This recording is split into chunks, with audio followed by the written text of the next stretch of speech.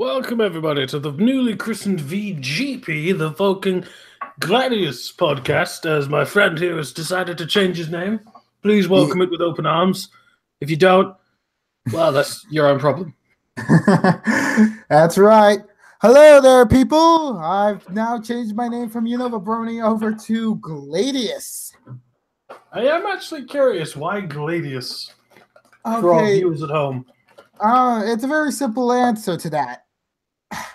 Gladius was a name that was popping in my head ever since of a certain anime I watched, and right before you and I first met, Vulcan. And that anime would be Excel World. Oh, it's from Excel World. Oh, I just thought you were trying to be GLaDOS. Nope. Literally, I would name myself after the Blue Legion. Not the orange evil robot queen? Wait, yeah, not the orange robot queen, definitely. Nerf gas. Oh god, I love GLaDOS. Anyway, right, as promised in the previous episode, today we'll be talking about Watchmojo's top 10 best episodes of My Little Pony Friendship is Magic. Oh god, this is why don't you say the amazing company that is Watchmojo? Because I don't want to touch it. It's certainly like one of the more like generic public domain type of list makers, unlike say the countdown makers over at the Chaos Theater, which they honestly make a lot of great content all the time. My criticism aside. Like seriously, I much rather would recommend any of those countdown makers to make a top 10 My Little Pony episodes list over what Watchmojo does. I mean, then again, the people in my college decide to use Watchmojo in order for like samples, which at least they're doing something beneficial for the schools. I mean, one thing I've definitely learned with Watchmojo is if you want to see the most generic and most unresearched lists on the internet, watch them. The one thing I've learned. Yeah. And we're about to tackle one of their best lists, quote unquote, kill me, today with top 10 best.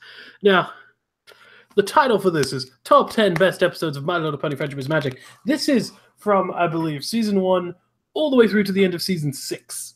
No, 7. Is it 7? This is including 7. Some entries in the bottom actually are season 7 episodes. Oh shoot! Yeah, they are. Anyway, so 1 to 7. So these, according to Watchmojo, are the best episodes of the season, guys and girls. Let's get started. Okay. Yeah. Number 10, they decided, was Slice of Life. What do we think about that? Okay. Well, for me, I'm of two minds about it. For one, I could see why Watchmojo would put that episode, since it is the 100th episode, and they decided to go with something that was out of ordinary for the series, which was to celebrate like different characters of Ponyville, which it's actually just a subtle curtain for the writers to be like, okay, let's make some of these fanon characters that people decide to latch on identities to and make them like into their own actual characters with some alterations, some of them considered, just to see like how the Brony fandom would react to this. But do you think it deserves to be in a top 10 of the best episodes of the complete series? Honestly, no. It's definitely within the echelon of the top 50. I think Slice of Life is within the top 15 because by the time you get to Slice of Life, if you watch the series in order, you're just like, oh, I get that, yeah. And if you just watch it with I'm just got this remembering the horse masks part of the episode. God, horse mask with the crew. Right, okay, we need to keep on topic because we're going to just derail the entire conversation.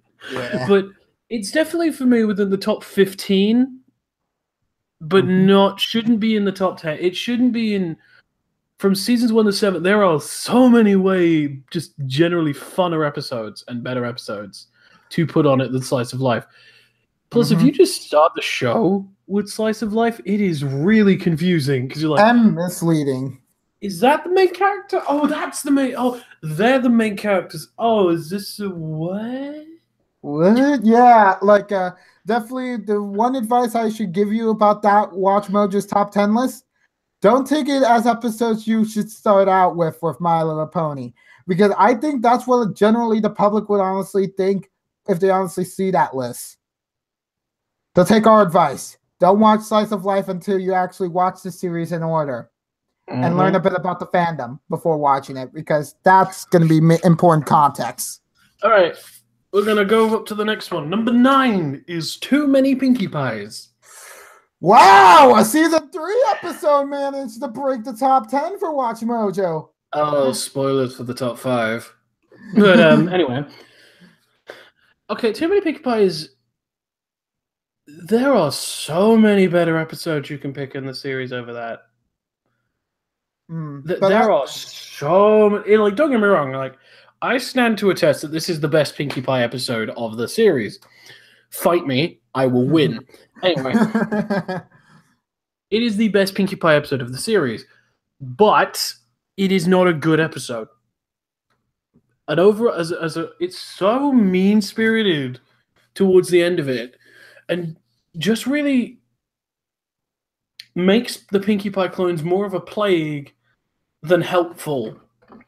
And the idea that they have to completely destroy the clones with a infinitesimal chance to kill the original Pinkie Pie, it's absolutely nuts how that's like just brushed over like, we knew you could do it, wink wink. Nudge nudge. However, one of the clones managed to survive the apocalypse of the Pinkie clones. Yep.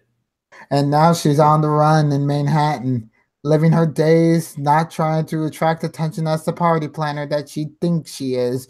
Though really she's only thinking about fun, fun, fun. But she's too terrified and afraid. Sounds like a really dark fanfic idea. Get on it, writers!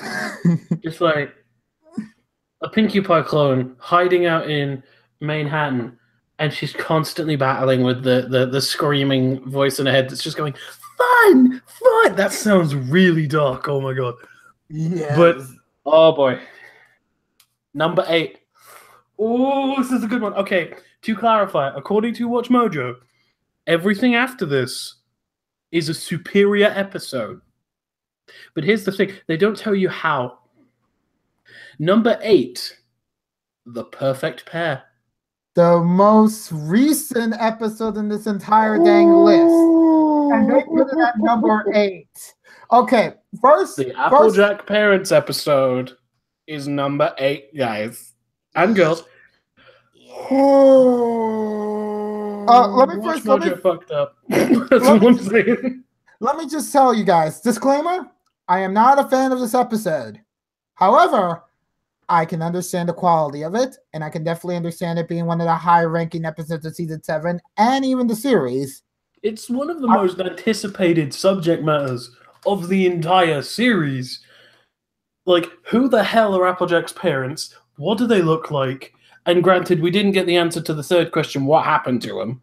But we still got them. We got 2 out of the 3. Yeah! And it's like... And we got William Shatner in My Little Pony. Oh yeah, William Shatner makes an incredible guest star as one of the most subtly brilliant voice actors in the entire rosters. Spock! Engage! I love that meme. Anyway. So... I don't remember the video completely. I'll rewatch it in just a second, but I think their main basis to put this at number 8 is just the build-up for it. They don't judge the episode on its strong merits, and the story in this episode is actually really dark. It's a really gutsy episode with what it chose to went with, especially with the I can't remember what was the mother's name. Pear Butter. Yeah, that was it. Like they really kind of went with everything with that, like having her to force between choosing her family and her love That's a really strong subject matter for kids. Mm-hmm. It's like, hey guys, remember the amount of times that you would advertise like Romeo and Juliet to read to kids? And it's just like, why would you do this for elementary school kids? Yeah, but guys, instead of Romeo and Juliet, I read of Mice and Men, but that's beside the point. Anyway, instead of poison and killing each other, they plant seeds, and then the trees grow intertwined, and it looks so good. Yeah, I think this episode would definitely be like, show your kids this over any sort of Romeo and Juliet, because they'll definitely get to read that story in the public school system due to how moronic it is of just repeating that same story over and over again. And this is a better love story than not just Twilight, but Romeo and Juliet. I knew that meme was coming. We're shooting memes all over the place. Shakespeare, Jesus. Your art has been eaten by these writers, and they decide to put out an incredible love story of not just idiots, but then again, you probably made it of idiot teenagers anyway, and show about the tragedy and such about two fighting families. But in this case, one of the teenagers had the gall to actually just go, I choose to be an apple. Choosing between a rock and a hard place. This isn't kids show territory, my dear. And also, it's got such a side subject matter as well. Just the idea that it's also got the idea of don't judge a book by its cover, because they're like, don't befriend the apples, they're horrible people. Don't befriend the pears, they're horrible people. They meet each other, they fall in love, and then they both can also realize at the same time that both families are just angry with each other. And it's such this... It's... Okay, I'm not going to lie, they're adorable together. I fucking ship it so hard. Companionship too, so it's even better. Jesus Christ. This episode was amazing. And I will admit, in terms of in terms of the entire series as a whole, I do agree with it being above 9, but I don't think it should be higher than 6. Oh, because this is 10 episodes, by the way, of the entire series. And you got to remember, we have 2-parters. Some of them in which, of course, their scope are going to be larger than The Perfect Pair. But just the fact that The Perfect Pair in one episode manages to fulfill so many things, and not even a 2-parter, I think it deserves the title of being like the best 1-part episode. Just saying. It's just such a solidly built episode. I mean, we need to move on because we can't focus on this for too long. But I know. I do agree with the placement. This is the fun fact. This is the only placement I agree with on the list. However, everything above this. Everything above this. Oh my god. Why? Okay, now I don't know if this is season 1. I think this is still season 1. But at number 7, above The Perfect Pair, we've got Sonic Rainboom. Yeah, that is season 1. That is season 1. We got OG. We got an OG episode. Yeah, but okay. Let me just argue. Let me play devil's advocate for Watchmojo. Sonic Rainbow is one of the most quintessential experiences one needs in order to truly embrace a show or not. And it's one of those episodes in which you could easily show to anyone and see if they would be interested in it, because it has a lot of action. Yeah. In the 10, remember, the 10 best episodes in the entire series, do you think it should be above Perfect Pair? Oh, no, but I believe it deserves to have a spot in the top 10. I mean, honestly, just to clarify, I don't hate any of the episodes on this list. Except for 6, because 6 is trash. But it's the placement that's really my biggest issue. Yes, it is. Yes, it is. Sonic Rainboom, as much as it's a fun episode to watch, it is a forgetful episode. What? I can barely remember it. The only things I remember are the competition and Rarity, because Rarity had such a unique design in that episode. Mm-hmm. Everything else I barely remember. Wow. Okay. I'm definitely playing devil's advocate. For me, it's one of the most strikingly visual episodes of the entire series, and it came from season one of all places. It kind of shows like the hidden potential the writers, especially M.A. Larson, had at that point. Oh, we're Just gonna at get the to Lawson stuff. Don't worry. oh yeah. We'll definitely do that. But it's just like for like Sonic Rainboom, it kind of shows like the unlikable traits of Rarity, but doesn't vilify her. It kind of just shows her like a being like a prima donna, such like enjoying the spectacle and making a show out of herself. And it's just Even though she enters a competition that Rainbow Dash wanted to be in said competition for the longest part of like I think the year, and then she just instantly joins because she's just granted wings. yeah, it's kind of like one of Rarity's less flattering moments. Not her worst moments, mind you, but I less mean, don't get flattering. me wrong. Rarity, like, my favorite pony is Pinkie Pie. My least favorite pony is Applejack because she's trash. But I'm Oh sorry, my don't get God, shot. I Ron, don't you're care. killing, You're you're gonna talking be to an killed. alicorn who controls magma. I don't give a shit what you bronies think of me. But You. yeah, Applejack's trash. Mm. I mean, I love the voice actress. She's really talented, but the character's trash. Anyway, uh, Sonic Rainboom top 30, definitely top 30. I don't think top 10. What do you think? I honestly think top 10, probably at the number 10 spot. That's Oh, interesting.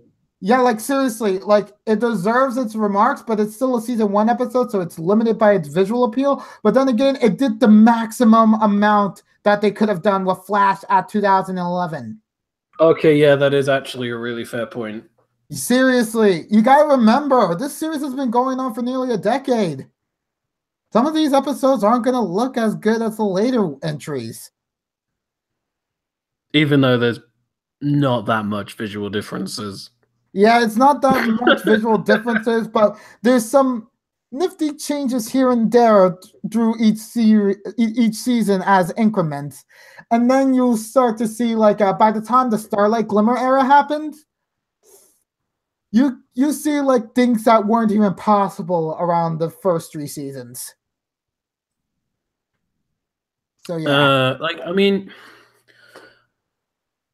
okay, taking that into account, it's definitely like I'll put it in slice of life. It's top 15. I just don't think it should be in top 10. Probably quite a few people are like, well, why don't you do a top 10 episodes of MLP? Yeah, I will. again, I don't dislike the episodes. Well, apart from 6, because 6 is trash. But it's just the placement I don't agree with. Moving on. Oh, boy. Number 6. Pinky's Pride. Everyone hit the deck! It's a volcanic reaction! I fucking hate this episode. It is so bad. And I fucking hate how everyone loves it, even though it does exactly the same things that everyone complains about. It ignores continuity, miswrites characters, makes everyone look like a fucking asshole, and actually just has an entire plot that has no relevance to the story whatsoever, brings in character traits that we've never even seen before, and don't say that's a good thing because we learn more about the character, because there's no prior build-up to it, considering it's Pinkie Pie, and when has Pinkie Pie been about pride? So, oh my god, shut the fuck up, this episode is absolute garbage, and I will not take no for an answer on that. And I just went on a complete tangent, I'm very sorry. And right now, Pristine is mentioning about how she loves Pinky's Pride. Oh, you're wrong. Okay, I need to see this chat. Oh god. Yeah, definitely. Like, Pristine has been typing a lot of stuff immediately after Mod 2. Oh boy. Oh god. I respect your opinion. I respect your opinion. I just think this episode's garbage.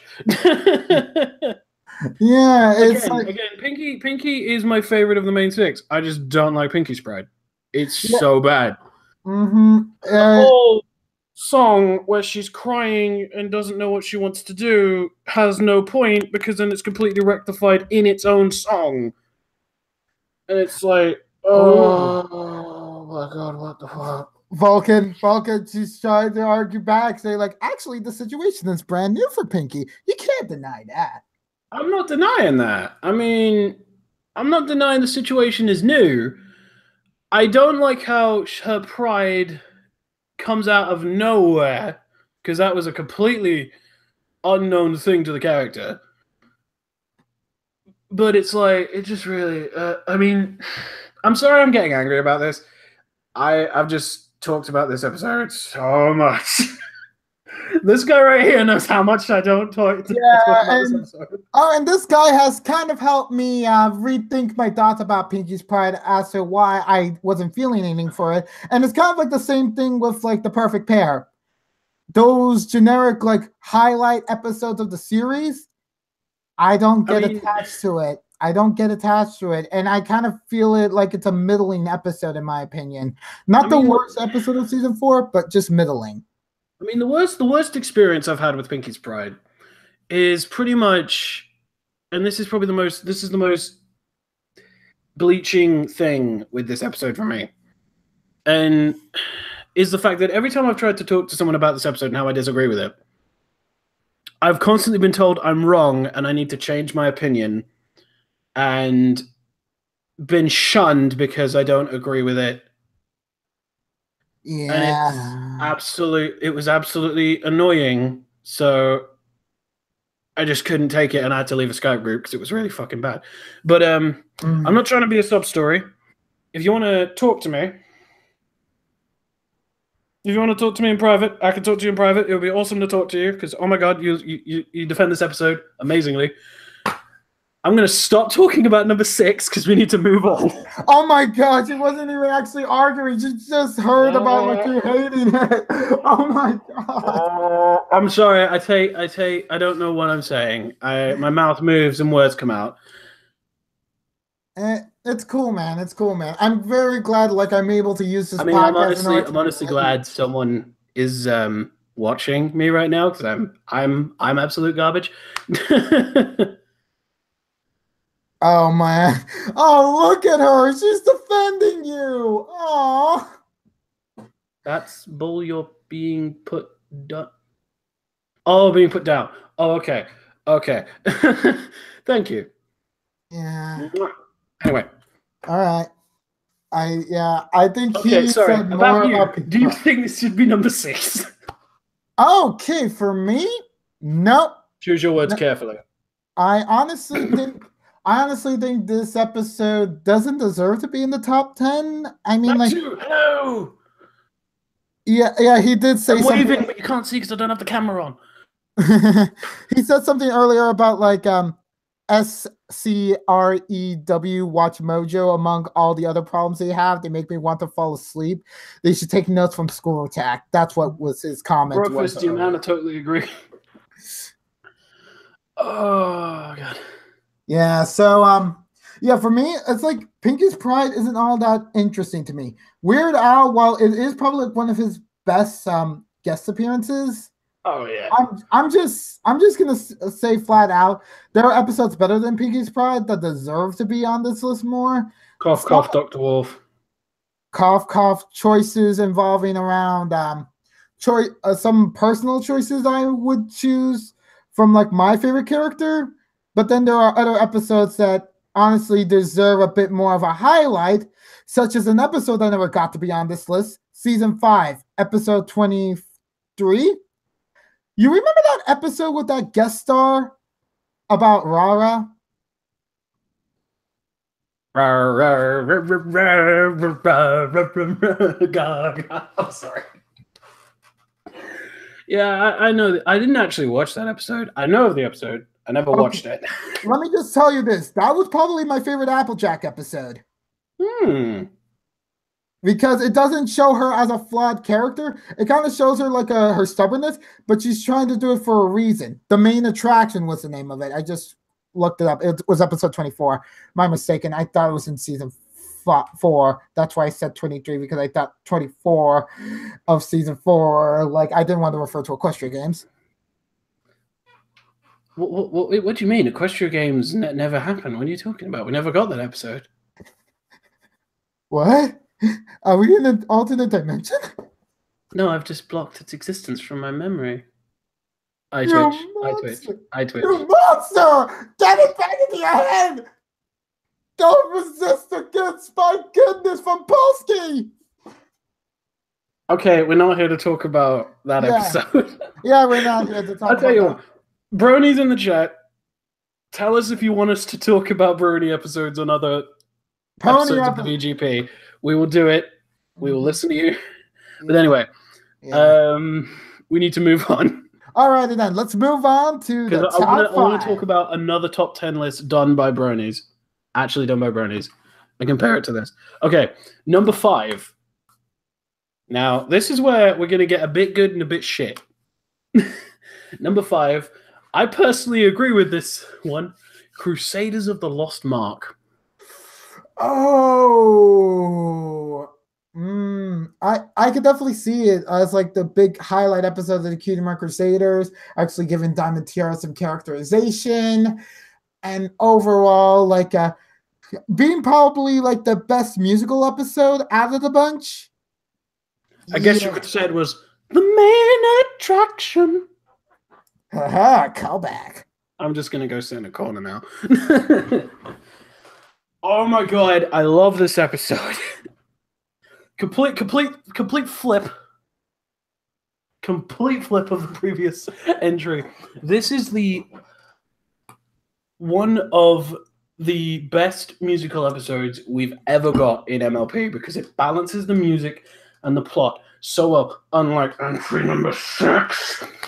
Oh, and the also the song placements feel right and on point, and it feels so good. Sorry. And also a later entry, which I have my issues with that I could easily rip apart. So you'll get to see me angry in a few. I'm already in the corner, Jordan. Just shouting. It just sounds like I'm right in front of my microphone. Aww. So, yeah, like oh my god, this episode was amazing. I mean, it kept raising the bar because it was like, oh, it's classic Cutie Mark Crusaders episode, and then it's like, oh, Diamond Tiara development. Oh shit. Oh, Silver Spoon development. Okay, there was a little bit of that. More Diamond Tiara development. Oh, okay, this is getting really good. Oh my god, the songs are amazing. What is happening? Diamond Tiara becomes a good person. Oh my fucking god. And then you think like that they can't go higher than this. And then fucking Cutie Marks! Fucking shoot that thing through the roof. Holy crap! Oh, it was amazing. Yes, my headphones came off. Oh, that was a really good episode. I mean, back to my argument of the perfect pair. It's such a well-built episode and holds itself so well. Crusaders of the Lost Mark might lose a bit of points and might eventually like fall down to lower than the perfect pair if we were to remake this list.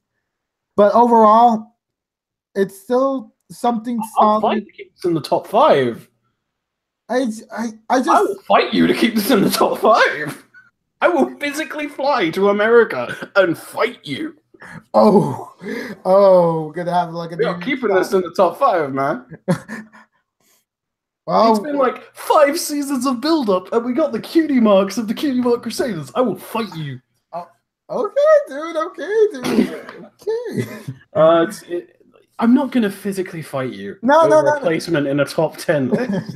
I mean, yeah. How dare you put Pinky's Pride at number 1, Dr. Wolf? Cough, cough.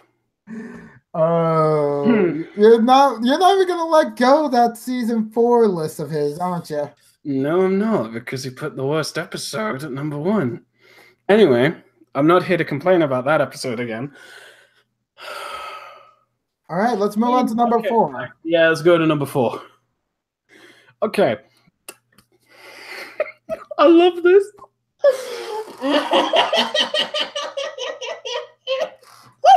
I love this.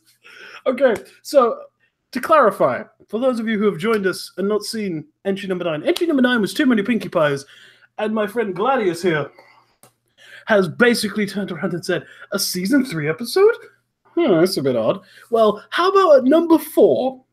Number fucking 4, above Crusaders of the Lost Mark in a top 10 episodes of My Little Pony, the complete series.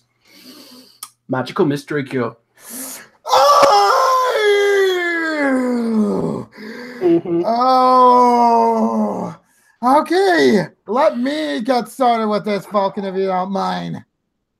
Just before we start, this was I joined the Brony fandom when this episode aired. So my hatred, my forever hatred in the Brony fandom was superseded before I even became Vulcan. Bada boom. Yeah. Okay, for me, this episode was the first season finale that I saw while I was like on time, because like the season 2 finale, I basically watched it immediately after going on a trip during high school. So I was a bit delayed on that. Thankfully, I wasn't spoiled about it. But this episode, my first viewing of it, it was good. It was positive. I enjoyed very much Telestia's ballad. I very much enjoyed it, though then again, that was me at my infancy stage as a reviewer, critic, and all other words. But then after arduous years of dealing with like one of the most mechanically brained human beings I've ever came across, who also comes from your country. Okay. I basically learned how to be a better critic, and basically like the episodes around the era of the first Sequestria Girls movie, they're probably some of my least favorite episodes of the series. Which I am so glad that season 4's premiere didn't get on this list, because I would be a lot more angrier than this. But still, Magical Mystery Cure. We've definitely got some other interesting entries on this list. I'll tell you that. But yeah, okay. But Magical Mystery like this Cure. episode. But okay, for me, it has one of the worst songs of the entire series, in my opinion. Top 3, easily. Okay, what is it? A true friend is a friend we need, a friend you need when you have to be. A true friend is a terrible song. Okay, I'm sorry, you are butchering that song. I totally agree with the love of that song. Oh my god. It's such a good song. It just makes me want to take my face and smash it against a wall for 10 hours. God dang it! It's like tied with like Cart Before the Pony song about derby racers for how annoying, repetitive. But it's just one thing worse about it, and why it's like number 2, just because of how inconsequential, like how it doesn't fit with what is going on screen. Like that's the thing that really drives me nuts about that song. I mean, I like the message of True Friend. I don't like how it's sung, because it's just not my kind of music. I don't like how it's one of the most loved songs in the fandom, but I can understand why it's the most loved song in the fandom. It's basically like an anthem for like the fandom, which I can definitely understand that. It's pretty much just the love and tolerance of the Brony fandom pumped into one song, ready for Brody ears, and you're just like, Brody me up! Yes! Love, friendship, help a friend in need. I just don't agree with it. I mean, yeah. I honestly wish Magical Mystery Cure. I've said this to someone else, but I think Magical Mystery Cure is what the MLP movie should have been. That would have been something great. See, like a unicorn become a princess for a movie, and like basically following the Disney tropes there. I could totally see it. And I'm probably going to get some flack for this for some reason some high executive YouTubers of the Brony fandom are watching this and are looking at me and saying, this guy is so bad. He hates Pinky's Pride. He's an alicorn. He's overpowered. You know, not like Lightning Bliss or anything. And I like that Twilight became an alicorn. Okay, well, I can definitely agree that I like the fact that Twilight became an alicorn. It was like the best kind of ascension for her character. I think it happened too early. Yes, it did. Again, it comes down to I like the idea, I just don't like the placement. That seems to be my running theme for this. I like the fact that Twilight's complete character arc finishes with her becoming an alicorn and a princess. But I don't think we should have had this in season 3.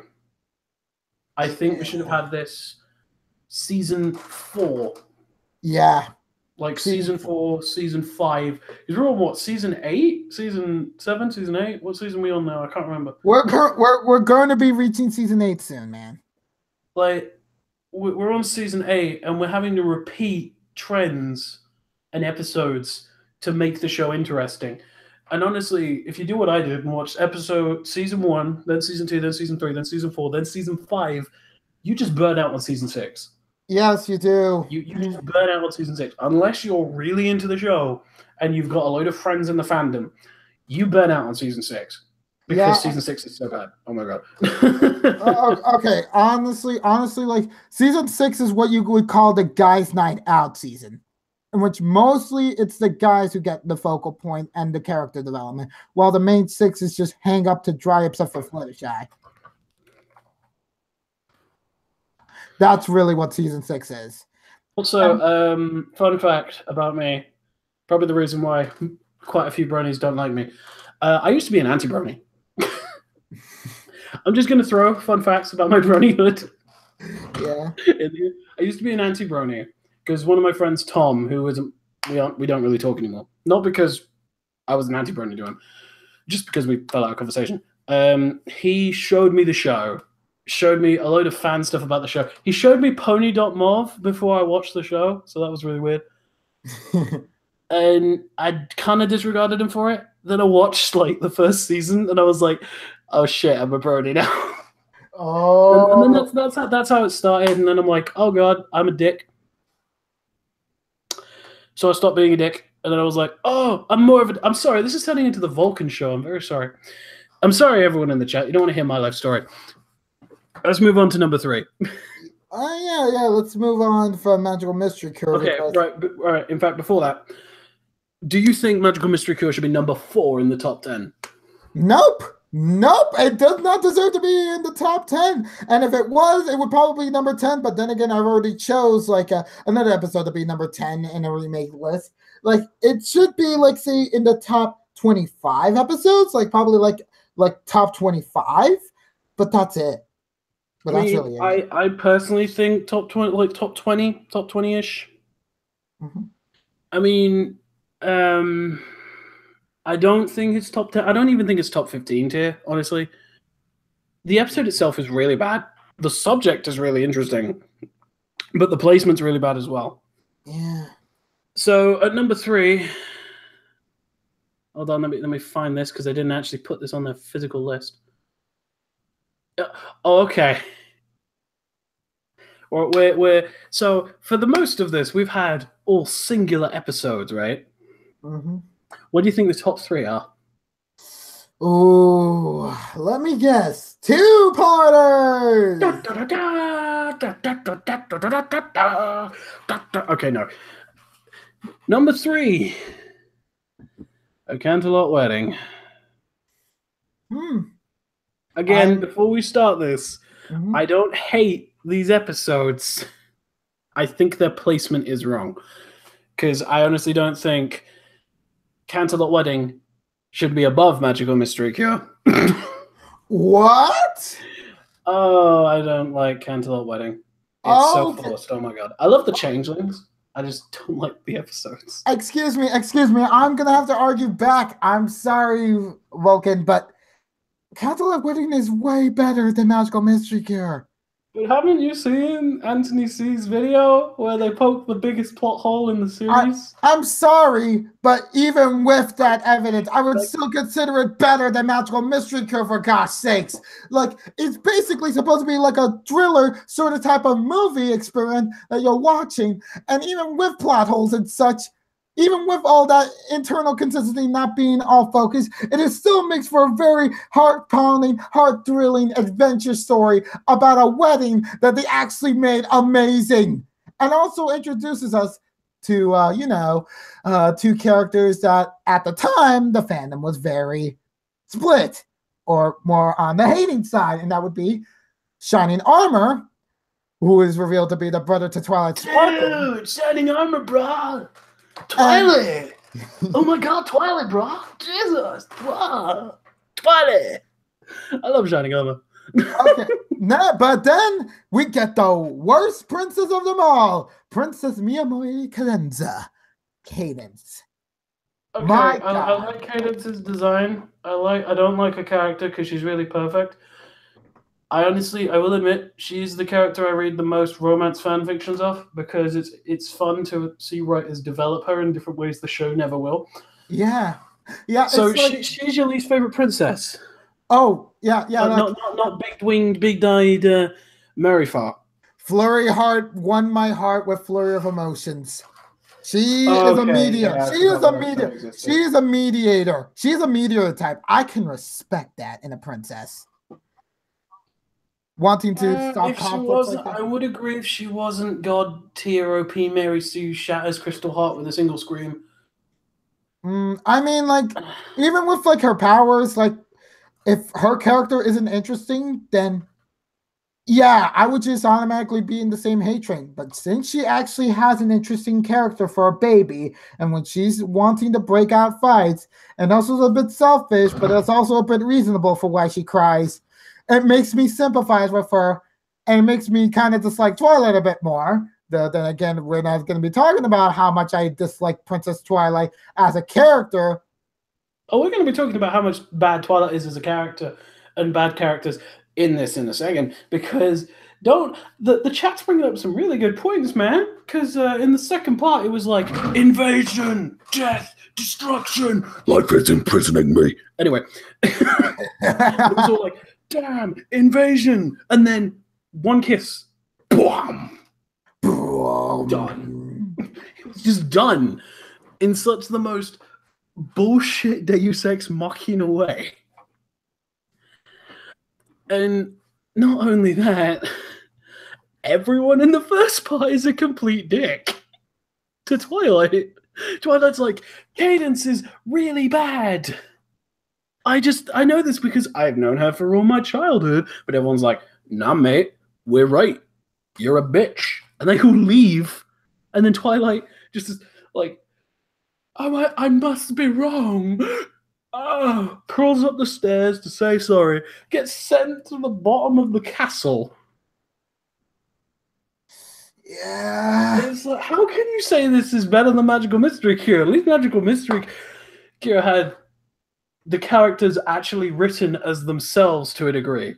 I'm sorry, but in this episode, I honestly feel like everyone's hyped up essentially on the honor of of making a wedding for like a princess that we didn't know about before, and Twilight's brother, and they're just trying to like enjoy the facilities, trying to make it the time of their lives, setting up and enjoying themselves, but they wouldn't pay heed because they think it's just a simple jealousy plot, and that's what the audience is to be assuming when they first watch it, which is brilliant in my eyes. It's like, oh, and then when Chrysalis first begins speaking our voice, and it's like, oh, you just made a much more interesting design than Nightmare Moon around season 2, and it's just like, oh God, yes, take me. Oh, I'm sorry. What is sparking a little bit there? There was quite a bit of passion about Chrysalis there, and saying, "Oh God, take me, Jesus, man." I'm sorry, man. Don't get me wrong. When we get to number 1, I'll be talking about my favorite villain. But yeah, it's just like Chrysalis. We need to kind of wrap number 3 up because we've still got 2 more entries to talk about. I mean, then again, we're still making good time. I think just leaving like the top 2 spots with like 5 minutes possibly a piece would be good enough to like end it here and there. But yeah, but I was going to talk about another list and compare it. Oh yeah, okay. Then I just simply say like Chrysalis honestly has been going through a lot of changes and thankfully hasn't been reformed yet. That's all I gotta say about there. All hail I would Chrysalis. also like to thank our viewers because we've hit way past our current viewing, and we now have 7 people watching. Thank you. Lucky 7! Down here. Welcome to Lucky 7 viewing time. Thank you, our listeners. Oh, maybe next time we can get to 40. Double it up, man. Double it. Double it. Tell your friends. Tell your friends. Tell your subscribers if you got any. I got 50 because I don't do shit. Tell your friends. Tell your subscribers. Come to the VGP, man. Anyway, You're so lucky! 7! Yes! Yes, Matthew. Thank you for that. Oh, you just reminded me of such a sad moment in Q Ranger. You're so lucky. Oh god, that almost made me cry. Anyway, number two, Return of Harmony. All right, okay. Let's talk about what was supposed to be the season 1 finale until things happened with Hasbro, which caused it to be the season 2 premiere. But then again, this, even if it's now like just a premiere episode, kind of introduced one of the most powerful beings of all time and possibly one of the best characters from the early seasons. So debatably in the middle seasons, he was probably one of the worst when it came to interacting with Twilight. But Discord! I'm howling at the moon, sleeping in the middle of a summer afternoon. Disco! We gotta bring the song, and that's the song we mix up! Hell no! Okay. Oh god! Yes, hell no in the chat. What is going on here? They don't want to hear the remix from Living Tombstone. They just don't want to repeat the migraines they probably have. That song was overplayed. The song is overplayed, man. We're testing the waters, man. The only thing I will ever like about Discord, the song, is the remix with the Egg Dragoon. Yes. That is such a good song. Oh my god. Anyway. Oh, wait. Okay, Prestige. Oh, no. It's not even the song. It's her least favorite two-parter. Oh my god, you clearly are uneducated. Okay. I'm joking here. But, okay, this bit isn't a joke. Worst two-parter is fucking Crystal Empire. Fucking hell. No. Worst two-parter is the Crystalline, my dude. Oh, no, wait. Actually, no. No. Crystalline actually has some enjoyable stuff. The Remark is the worst two-parter. My mistake. Carry on. Kitty Remark is harmless. Crystal Empire is fucking stupid. Crystal Empire is one of the more entertaining episodes. I like Sombra's design, though, even though he dies in 5 seconds, says nothing, has all this build-up, and all he goes is, crystals. I honestly think it's kind of interesting. I'm a bad guy because I say crystals. I'm honestly going to argue back and honestly agree with what Megan McCarthy said about her own writing about that episode. And I think it was a good idea to not try to overstep Discord or Chrysalis's personalities by having bull. That is absolute bull. You wouldn't overstep a villain when he completely disarmed the main 6 in pretty much carefree 20 minutes. The fucking build-up for Sombra, both princesses had to banish him.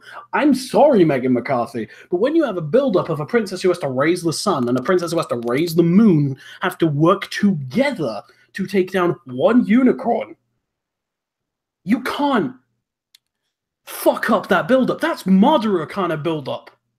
Madara Uchiha build-up. You can't fuck that up, and you did. I mean, granted, the episode is honestly harmless. I will admit that. But the build-up for Sombra is so unreal, and I totally agree with Jordan. The comics developed him way better. I'm not going to disagree with what Jordan mentioned. I love what they did for both alternate mirror worlds. Honestly, the way the series is going, we could actually do with more villains. I mean, yeah. I mean, I definitely wouldn't mind that. I mean, honestly, I don't know where to decide between Mirror World Sombra or the actual Sombra coming back. Just both of them just ended up with such good endings, both for the worst and for the best. reflections. And also basically everything involving around starting from the Fiendship comic about the Sombra. Just, it's beautiful. It is beautiful. Matthew, we don't talk about that episode in this household. Go to the corner now. Wait, whoa, what? Oh, what about Discord? What about Discord? Kill it with fire! Oh, come on, that episode's harmless. No, that episode's not harmless. That episode's irritating. It's the worst idea about Twilight and Discord, and it makes me want to scream. Yeah, but Discord kind of had a point.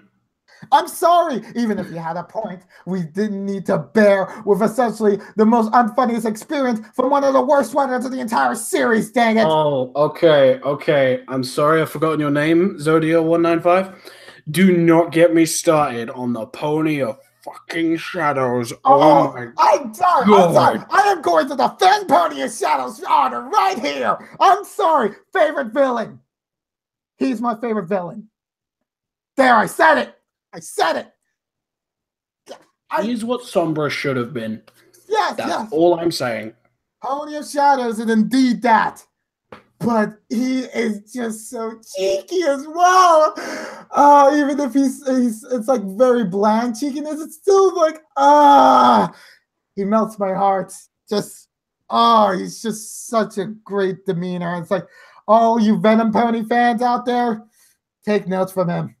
He's definitely your guy. It's such a shame that villain is now permanently banished to another realm. Well, I mean, then again... we could do with more villains in this series. I mean, then again, who knows? Maybe someone might want to bring him back till season 9. Oh yeah, that's right. No, I mean, I'm not talking about the show. I'm kind of insinuating maybe some outside force, you know? Comics, maybe.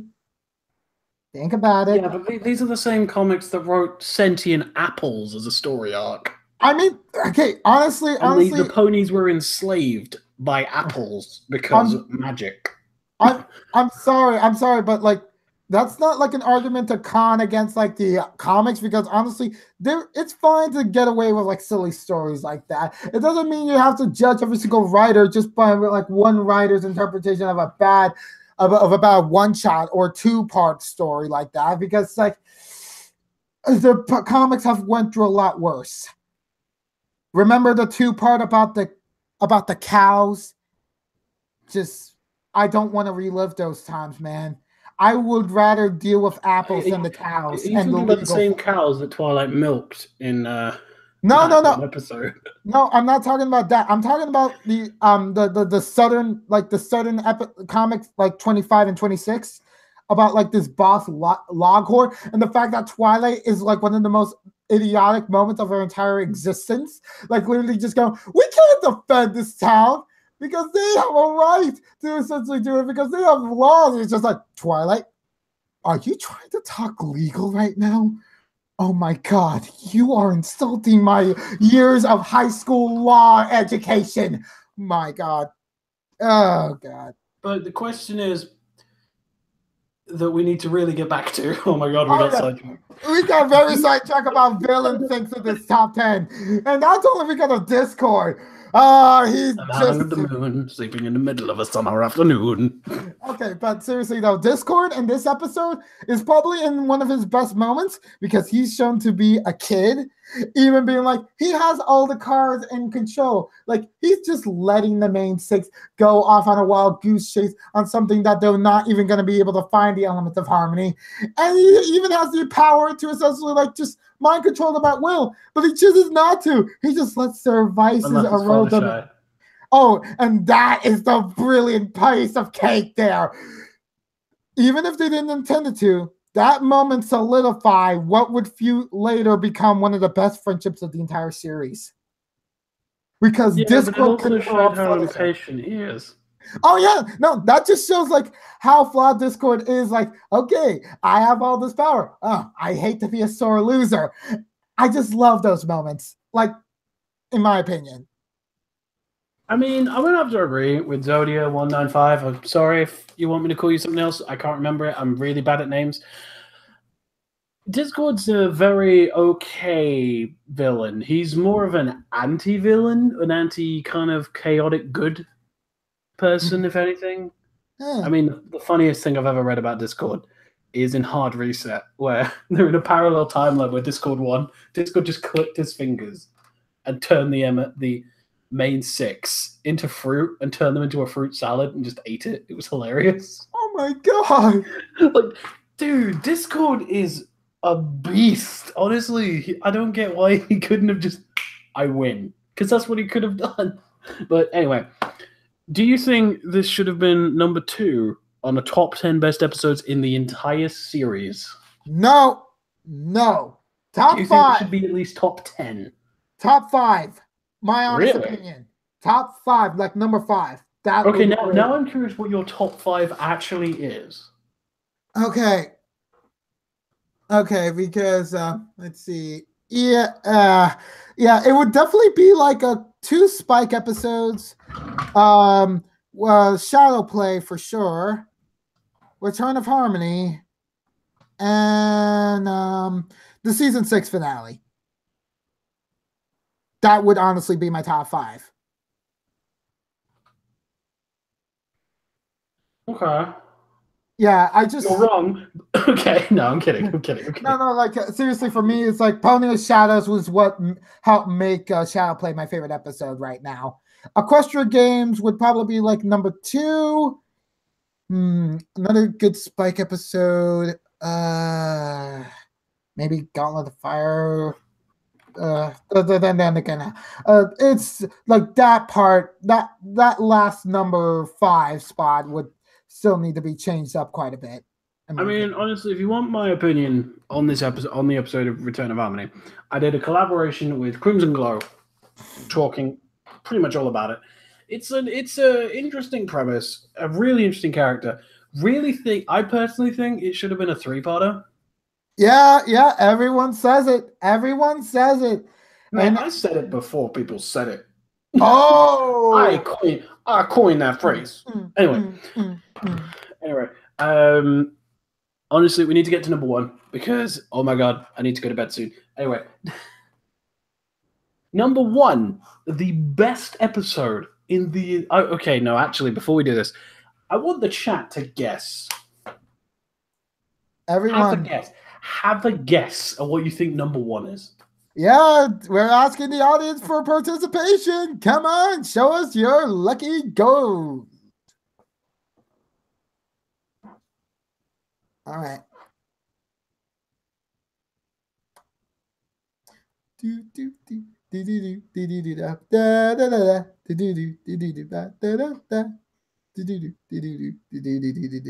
Charging my attack. Discord, I'm howling up the moon. We're at the Rainbow Factory. Okay. Okay. Matt, you're gonna have to wait till we tell you, or you can just spoil yourself and go watch the video. Yeah. Just guess, people. Just guess. Any one of the new people who haven't really had a chance to be highlighted in the chat, take a guess. I love how we're actually trying to make him guess, but probably all of them have already seen the video. I'm not so sure all of them. Wait. We got one from Hayden. He says it's legend. Wait, I think he's referring to Shadow Play. Oh, Shadow Play. Okay, that is a really... Yeah, it's like... really solid 2-parter. Yes, it is. Drum roll, please. The number 1 best episode, according to Watchmojo, in My Little Pony Friendship is Magic, the complete series is... Twilight's Kingdom. Twilight's Kingdom, yeah. I fucking love this episode. Pristine, we already... Take me now, Tirak. Okay. I love him. I love Tirak. Pristine, we already saw that you knew. We knew. We were asking other people aside from you. That was the thing. Well, it's been said now, Pristine. Yeah. Don't know if I said that right. Oh, Tyrek, bend me over and take me now. For me, it's like the opposite. It's like at first, Tyrek was winning me over, but then once he gained all muscly, I'm just like, you lost it. Oh, I love it. I love beef Tyrek. I love beef Tyrek. I love beef Tyrek. I like skinny Tyrek because he's always has to skinny Tyrek. I love all of Tyrek. I love all the Tyrek. I love skinny Tyrek. I am Lord Tyrek. And then he's like, Princess Twilight. I love Mustache Tyrek. Yeah, it's Tyrek like, for president of the United States. Just saying. I mean, honestly, though, he would be quite useful in like being like a power dominating figure in which he would just mainly be like I'm just going to be taking everyone's resources. He would be useful. He would be a monster. One pony with the power of 4 alicorn princesses, 2 of which raise the sun and the moon. Mm-hmm. And he fought her to a stalemate. And no matter what anyone says, that was a stalemate. Neither of them were fully trying. Honestly, probably if Twilight fully tried, she'd eviscerate him, though. So, but, I mean, then again. He fought back hard. Yes, I watched the Brody react, and I totally agree. He's a motherfucking T-Rex. Jax Blade is proud of this episode. Always will be proud of the Dragon Ball Z homages. Oh god, his muscles at the end of that episode, when he grows really giant, his muscles just put Iron Will to shame, man. He flexes, and it would probably cause like gale force winds. Oh, iron, pure iron for breakfast. Here's Tyrek, the god. No, I really like Twilight's Kingdom. I think the start of it is really bad. With the whole, I'm a princess, but I only rate lower banners. It really kind of shits on Celestia. Because it's like, I had this beautiful plan for you, Twilight. I planned your entire ascension so you could raise banners at political disputes. Oh my god. It's like literally like the writers had no idea what to do after like alicornification, or were like given a word from Hasbro. Oh, and then she's like, I must call upon not the pony that's defeated Discord, the pony that helped in the defeat of Sombra, the pony that partially defeated Chrysalis. No, not that one. I want to send Discord. Because I'm a smart princess. Don't get me started. Don't get me started with Celestia in that episode, because it made me hate her for the longest time until season 7. Oh god. Yeah, like it's just worth it for fucking Tyrek. Okay. Yeah, it's like season 4's 2-parters have a case of which like one of the characters that we focused on during like the earlier parts of the series made me hated them. Season 4 premiere, Applejack. Season 4 finale, Celestia.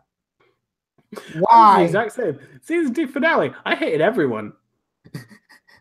For me, it's just like season 4 was like... Season 3 finale, I hated everyone still. Season 3 finale. I mean, I did love how after Twilight got the wings, she was like, everything's going to be just fine. And I can fly with these wings. Okay. Honestly, about season 3, the episode before the finale, Rainbow Dash, so much hate. Games Pony's Play was not Polsky's best work. Honestly, Games Pony's Play, which one was that one? Oh, the Equestria Games setup in season 3. I don't remember that episode. Yeah, it's kind of like a bit of a forgettable episode compared to... I remember Spike at Your Service. I like that episode. Okay, that's cool. I'm very indifferent to it. Not to write Spike. Yeah, it just shows you how not to write Spike, but then again, it doesn't make you hate any of the characters, unlike Games Pony's Play did. But anyway, back to the topic. I love Tyrek. I love how he's so manipulative. I love how he's a fucking powerhouse. I hate how when he becomes a powerhouse, he loses that intelligence side to him. Yes, yeah, that's the reason why I don't like him in his muscle. But he shows he's got the power to back that up. Yeah. I mean, if Twilight didn't have all the princess's magic, she'd be dead. Yeah, she'd be dead. I'm not even gonna sugarcoat that. Like T-Rex was like cutting holes in the crust of the planet and like picking it up and throwing it and then blasting, making energy shields. He picked her up with telekinesis, threw her, and it was like, Rah! And she was like, ah, and it was all like, oh my god, what the fuck is happening? Oh, I love that fight so much. Oh yeah. I kid you not. Back into the life story of Vulcan.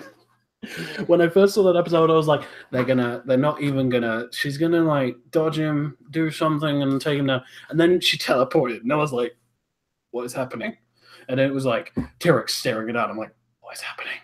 And then bam! And I was like, what is happening? And we got a fight. We finally got a full-on villain fight. I love this episode so much. Yes, we did get all the princesses singing. I love that song. You'll play your part. Da, da, da, da, da.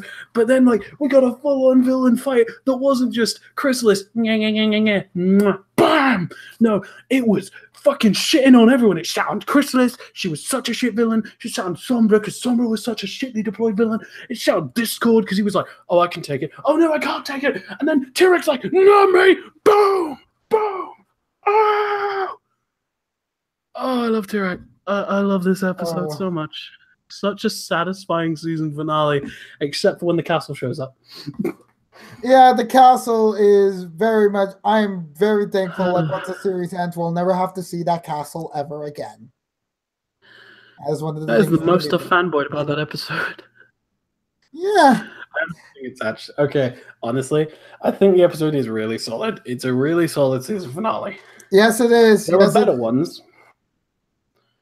There are better ones. Yeah, there are better ones, 6 and 7. I mean, number one, best season finale. Oh, yeah, best season finale in the series. Oh, yeah, 1. One. I don't like season 1 finale. Really? It's boring. It's just so boring. For me, I kind of like it, and I think I would actually go into more detail of it on my channel here, like saying probably my favorite, my favorite season finale is probably QT Remark. Oh, Wear It Back Again. Either one of those two. Okay, it'll be the latter, hopefully. You're talking to the guy who hates Pinky's Pride, loves Mysterious Murderwell, thinks that Magical Mystery Cure is okay, thinks that Too Many Pinkie Pies is the best written Pinkie Pie episode in the entire series. I am designed to piss off bronies. Okay, to be a contrarian. I came in on Magical Mystery Cure, where the brony hatred meter just skyrocketed. I am hatred of the brony fandom incarnate. Yeah, but those two are probably my two favorite season finales. Okay, now let's ask the important question. Do you think it deserves that number 1 spot, or do you honestly, or where would you place it in the top 10? Twilight Kingdom. Oh, you had to fucking ask me that, Jesus Christ. Twilight Kingdom is not top 10 tier. No, wait, why did I say that? No, it's not top. It's not top. It's not number 1. It's not number 1 tier. Mm-hmm. It is not number 1. Honestly, I don't think any of the two-parters are number 1. Then I don't think any of the two-parters are number 1. Then then what would you suggest to be number 1 then in your own given list?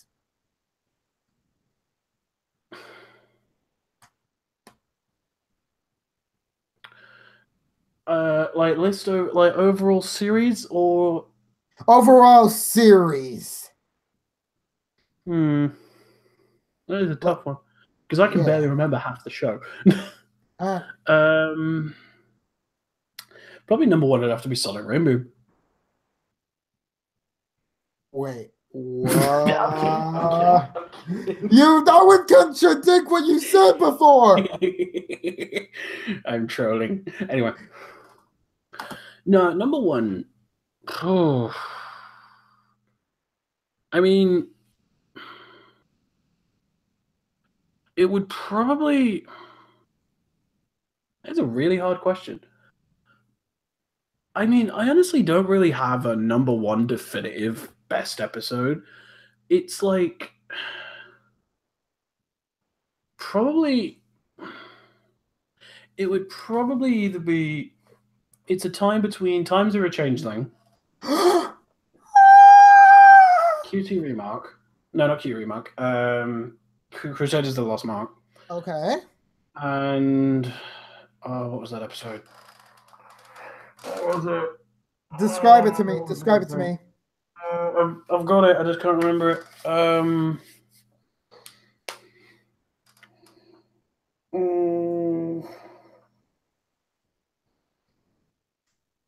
Rainbow Falls. That was it.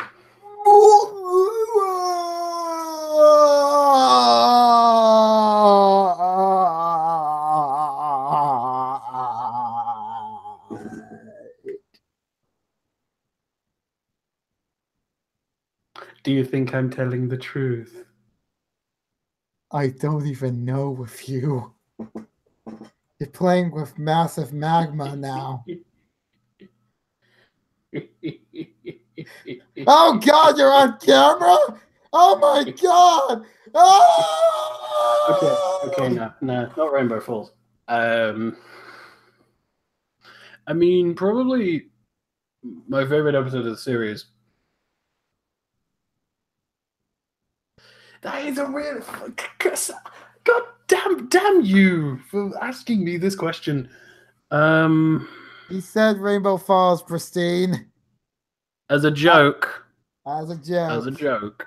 As a joke. I'm honestly gonna actually have to give it to Crusaders of the Lost Mark. It's such a well-written episode.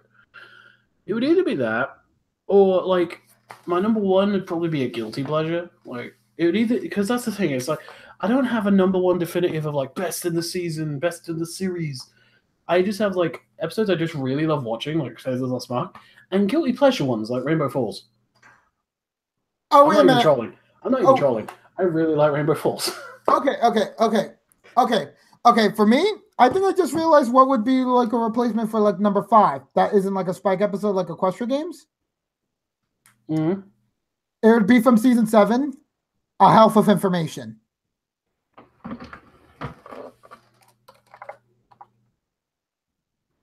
The Fluttershy Zakora episode. I'm sorry. Oh, that one.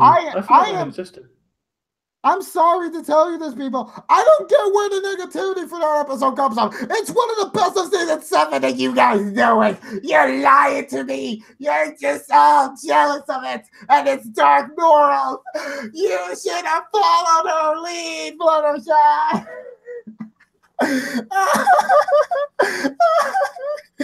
I just feel like it's the one episode I feel like is so heavily misjudged by people just because they feel like, oh, Fluttershy's not doing like the right thing, or like the episode's not really good. I'm like, dude, it's one of the most darkly themed episodes and one of the most interesting lore building.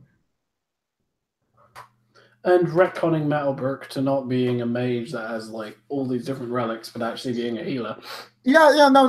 That part was good, just so that it could fill the narrative for Shadowplay. But also, it could be very interesting to show how much of a liar that Starlight was back in season 5. So yeah, that kind of shows like, she's a clever liar. That girl, she's a clever liar, clever. You know, and she's not brainwashing her friends.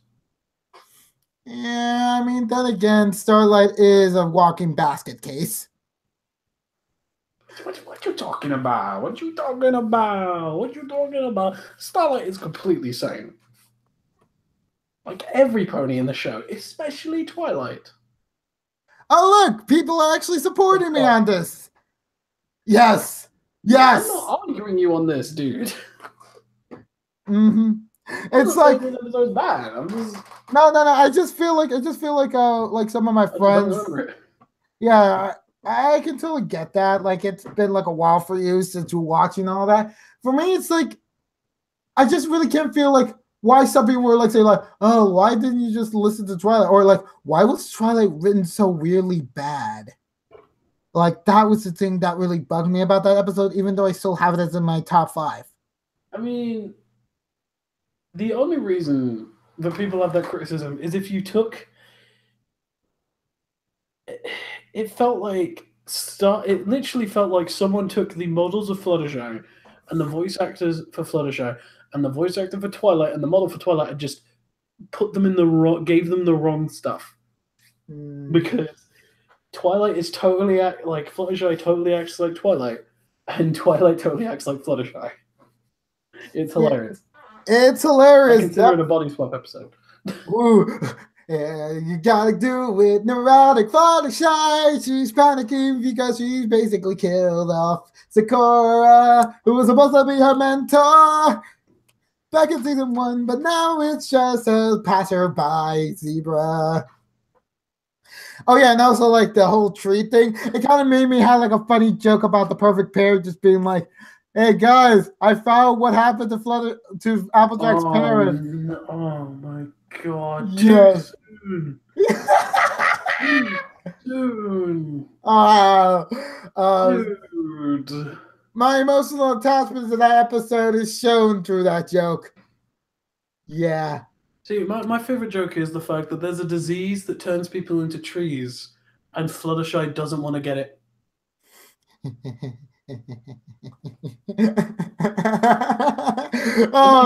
It's a packaged meme. Fluttershy wants to be a tree. Give her that damn infection and make her a tree. Come on, man.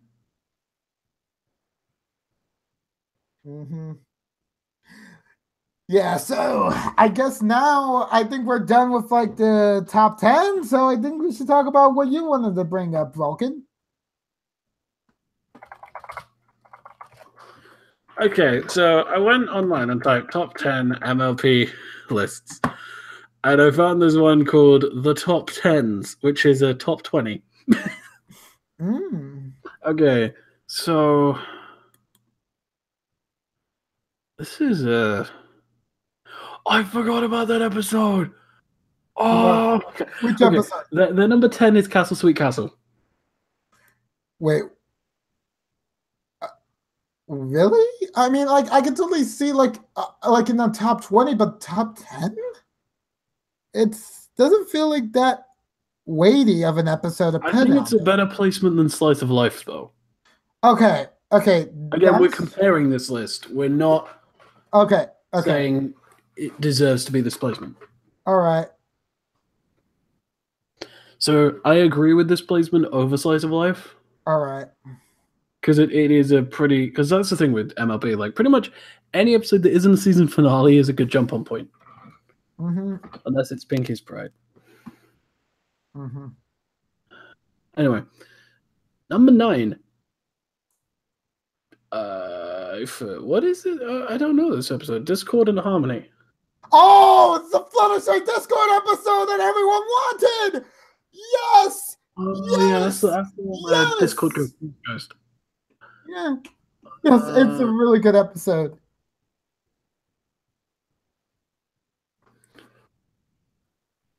So do you think Discord and Harmony should be number 9 over Too Many Pinkie Pies?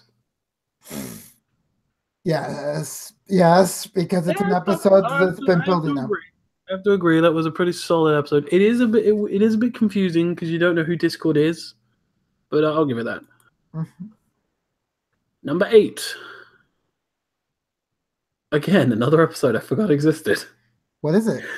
Hurricane Fluttershy. Oh, it's the Fluttershy episode. Oh my god, they dissed Hurricane Fluttershy and Watchmojo. That episode needed to be in the top 10. Oh my god. They put Sonic Rainbow. This list is like just making you explode. Jesus Christ. Oh my god, Hurricane Fluttershy. I just remember. Like ever since like recently I became a Fluttershy fan, I was like, that episode helped her grow as a character. Oh my god. It just does. Oh. So do you agree with the placement of number 8 as Hurricane Fluttershy over, what was number 8 on the other list? The Perfect Pair. Whoa. Oh, this is getting good. This is getting juicy now. Hurricane Fluttershy, The Perfect Pair. Which one would you rather have in the top 10? I like to go for the controversial choice, Hurricane Fluttershy. I knew you'd say Hurricane Fluttershy. I knew you'd say it. I'm sticking with Perfect Pair. All right, then we're at an impasse. I think it's perfect. As for me, I feel like it's a great balance between like a Rainbow, Fluttershy, and even surprisingly good side character bits from Spike and Twilight, and also introducing a bunch of Pegasus characters from Ponyville, including the meme-worthy Bulk Biceps. Okay. I don't care what anyone says. I'm agreeing with number 7. What's Amending Fences?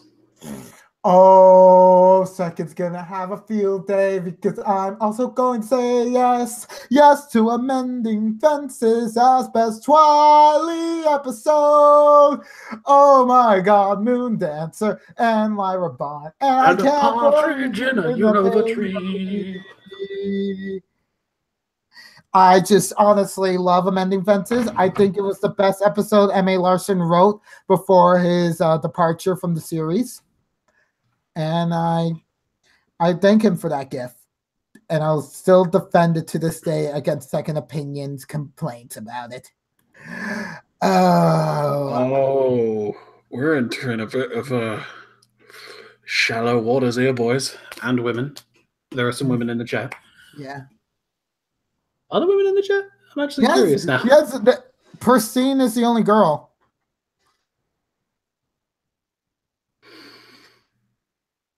Oh, shit. What is it? Nothing. Anyway. I want to have to meet this Pristine. She's like the most vocal person in the chat, and I'm really starting to agree with her. Oh my God, I need to talk to her. Anyway, number 6. Magical Mystery Cure. I don't agree with the placement. Yeah, don't agree. I do think it'd be in the top 20, though.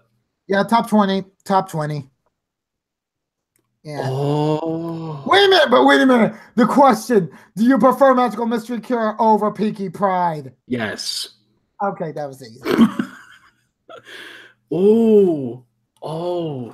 This then. Oh, this is all right. Ooh. Go hit me. Hit me, man. Hit me with the 5. The Perfect Pair or Crusaders of the Lost Mark? I would go with Perfect Pair for this one. I would agree. Oh no. You have to. I'm sorry. No. Do I put Perfect Pair at number 5 and Crusaders of the Lost Mark at number 8? Or do I put Crusaders of the Lost Mark at number 5 and Perfect Pair at number 8? Either way, you're going to burn some more bridges, but that's your style. So chat, what should I do? Chat, guide me. Be my shining light as my drill pierces the heavens. Yeah! VGP,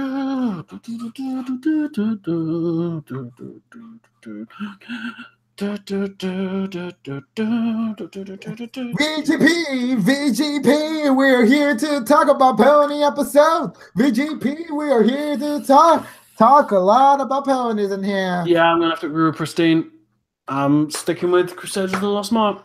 Alrighty then. Perfect Pair, get down to number 8. Honestly though, like the way you two are synergizing, it would be great to see you two ever have a collab together. Would definitely be a riot. 2 alicorns working together. Wait, she's an alicorn? Yeah, she's an alicorn with the Taoism, with the yin and yang symbol for a cutie mark. Oh. Yeah. Shit. I'm gonna have to talk to this person. This person sounds awesome. Anyway. Oh, you better watch out, Pristine. You might get a new fan or a possible worker, buddy. I don't like the way you're giggling. Anyway, number 4. Now, I personally agree with this Is this the right one? Yeah, I personally agree with this placement over its Watchmojo counterpart, The Return of Harmony. Return of Harmony for number 4? Mm-hmm. Yes. What is it knocking out? Magical Mystery Cure. Okay. Yeah, yes. Just yes. Return of Harmony is so much superior than Magical Mystery Cure. So, Thing is, I want to put Magical Mystery Cure above Return of Harmony. I want to put that in number 4. I want to put that in number 4, but then that means I have to accept Pinky Pride as number 6. So I'm going to stick with Return of Harmony. Yeah. I'm not giving that episode anything. Yeah. All right, then let's move on to number this. Okay, we're on the top 3 now, guys. Mm-hmm. Wait, what? Wait, what? I think Hayden was referring to Lightning Bliss. No, I wasn't looking at the chat. Oh, then what? Oh, for fuck's sake! Pardon my language.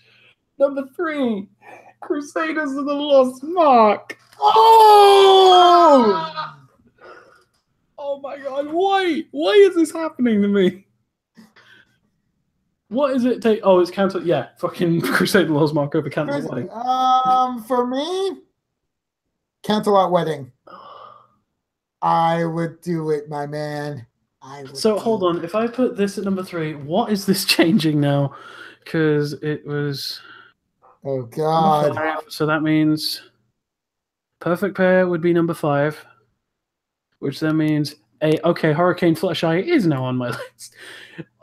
There's such a domino effect happening. Oh my. Okay. Oh. What? I hate this list. What is it? I hate this list. Did it just put Twilight's Kingdom at number 2? No, there's something worse at number 2. What? There's something very 6 related at number 2. Are you serious? No!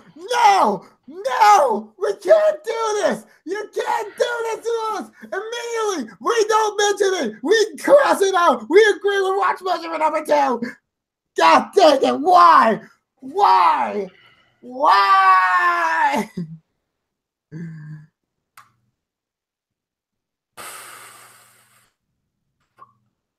I pick number 2 from Watchmojo. And I'm moving on. Yeah, let's move on. Saying anything. Yeah, let's move on. What's number 1? Oh, this is fucking hilarious. Number 1 is Spike at Your Service. Oh. No, I'm kidding. It's Twilight's Kingdom. Oh. No, I'm kidding. It's fucking To Wear Him Back Again. Oh! No, I'm kidding. Okay. No, I'm kidding. I'm actually legit. Cross my heart, hope to die. It is actually Twilight's Kingdom. Oh.